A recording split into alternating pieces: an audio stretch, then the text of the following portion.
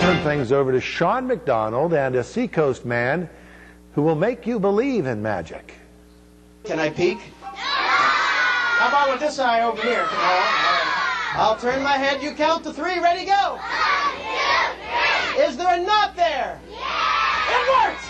I don't think a week has gone by since I was 14 or 15 years old that I haven't done at least one magic show. It's showtime for the BJ Hickman Magic Show.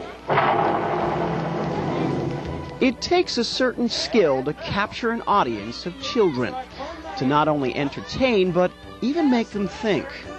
So, ladies and gentlemen, Maria is now going to recite the alphabet backwards. I'll help you. Don't worry. I'll help you through this. All right? Their minds are going, and they're having a wonderful time at the same time. But they forget everything else, not just kids, but adults as well. BJ Hickman seems to have mastered the art of capturing imagination through magic. He's well known in parts of the Granite State. He's been entertaining kids here for decades. Whoa! I'll get it. I'll just pull my finger out of the balloon like that. Ah!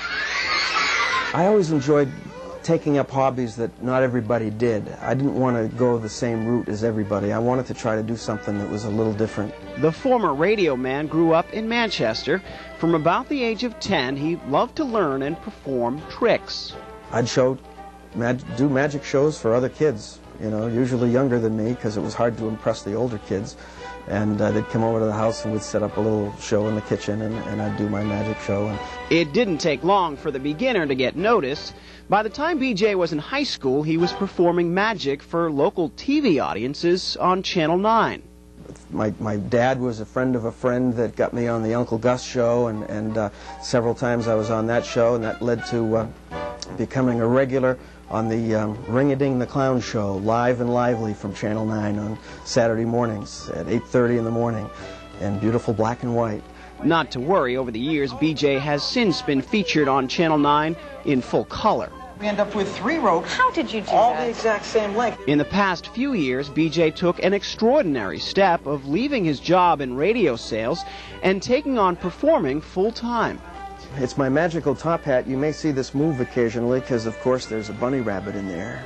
This is his office, where he's made home base and surrounded himself with magic history.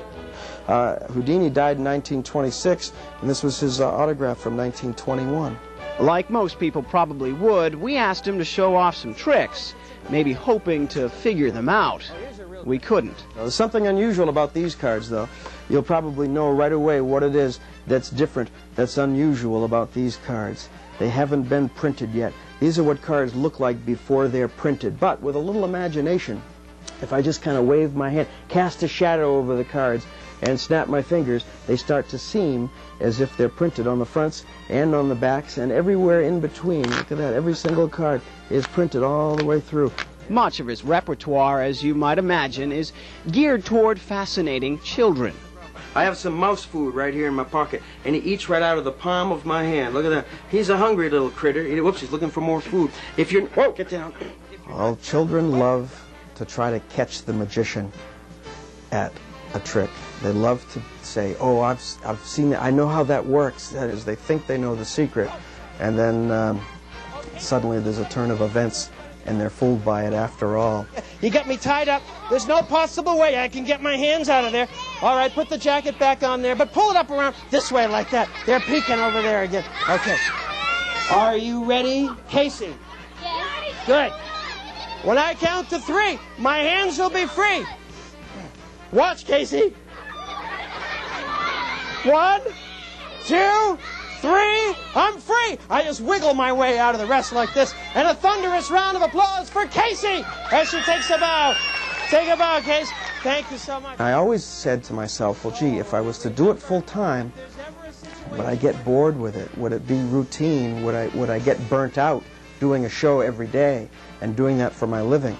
And that was my biggest fear when I decided to go full-time. Well, his fear was never realized. In fact, the full-time magician recently took his work in a new direction, inspired by an audience member who approached him after a show.